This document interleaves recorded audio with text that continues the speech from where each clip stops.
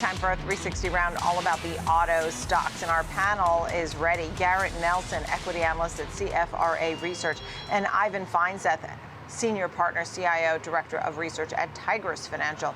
Glad to see you both. And I'll tell you, the only one you seem to agree on is that Ford is a buy.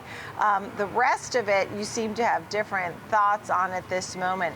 Garrett, what's the big picture here as you come across the auto industry? Some of the names that you liked in the past, you're moving down the ladder, let's say. What are the names you like and why? Yeah, thanks for having me. We continue to like Tesla, both in the near term and long term. We think they have a huge cost of capital advantage in the industry. And if you look, Tesla vehicles have accounted for about 2/3 of all EV sales in the US last year. And we think there's a very clear pathway to growth. And in fact, by the end of this decade, we think they will be the world's largest automaker in terms of sales volume. So that's our top pick. We do like Ford also. They increased their dividend last year pretty materially. They have an investor day tomorrow, and we think that could be a potential catalyst for the stock. I think there's been some frustration with management and their operational performance recently, but I think they're going to provide a lot more detail regarding the separation of the EV business from the traditional business. And then aside from that, we have sales on a couple of these small newcomer EV names. Yeah, I saw you have a sell on Rivian, for example, but also on GM. Let's talk, Ivan, what are your thoughts? Well, I agree with Garrett on Tesla. They have done everything phenomenally well. And they do have not only maybe a cost of capital advantage, they have a cost advantage. Their battery technology, their battery production, the car design and production, the build out of the factories, they do have an incredible advantage, and they've had it for some time. And it's almost shocking that the global auto industry has given Tesla an entire market themselves for 10 years. But GM is going to be an incredible competitor and also has a lot of advantages. They have invested tremendously in building out their battery and the power supply chain, and they have a infrastructure of 3,000 dealers, which are going to be very important to the future of this ongoing electrification, as far as charging, as far as service, as far as software upgrades, as far as customer education and customer interaction. I mean, the dealer network is a valuable component of General Motors that I don't think should be discounted. What do you think, Garrett? Because I know you have a sell on General Motors. Yeah, we're skeptical. They'll finally be bringing some of these long-awaited Ultium EV models to market. The problem is really the timing. We think they're too late to the market. If you look, EVs accounted for 6% of new vehicle sales last year in the U.S.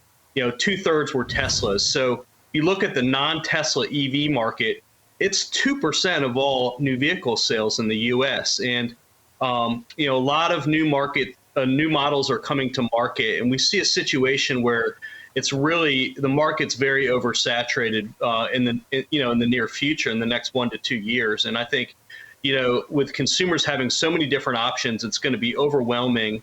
And while we think the EV transition is real, it is going to take time. And our base case is that in the year 2030, 30% of all new vehicle sales will be EVs. So it's going to take time. I see. It's interesting because while, Tesla seems to be on a great growth path and, could take over as a leader in all vehicles, what about Rivian? And I know you have a sell, Garrett. Ivan, this is one that you have a buy. And so there have been a lot of people who've been really excited about the new pickup truck, for example. Tell me a little bit about this one. Can they make it? Sure. Is that for me or Ivan? That was for Ivan. Oh, yes. I think that look, the sweet spot of the auto market are SUVs and pickups, and Rivian has already a leadership position. GM and Ford has the Lightning available now. GM has several pickups that are coming out at the end of this year.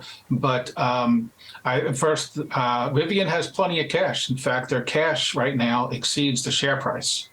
So they're well funded. They are ramping up production. They had some starts and stops the way Tesla did early on as well. And I think maybe the market's just less forgiving now than they were, for Tesla in its start. But I do think Rivian is going to create a very powerful niche for themselves. And it still is also about trucks and SUVs. And you're going to see GM and Ford are going to have a significant presence there as well.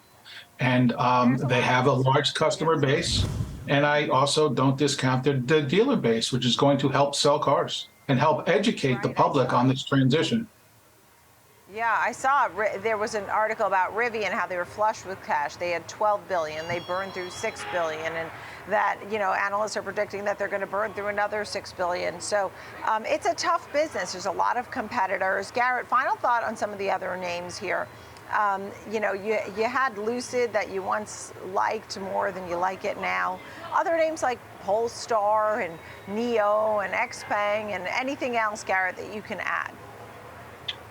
Yeah, I mean, the top name on our short list is Fisker. We have a sell and a $4 price target at these levels. The stock's trading just below $6 or right around $6 here. So, we see that stock right around $4 12 months from now. This is a company that we don't see any scenario in which they're not going to have to cut their production guidance for the full year. They just started producing their first model, the Ocean, which is a SUV, in November of last year. They still haven't started first shipments, and they put out production guidance of over 40,000 units for this year. We just don't see a scenario in which they actually can hit that guidance. And as we saw with Rivian and with Lucid last year, as the year went along, the investors learned that they just could not hit these lofty production targets that they put out. And so we see another similar situation with Fisker. So. Okay.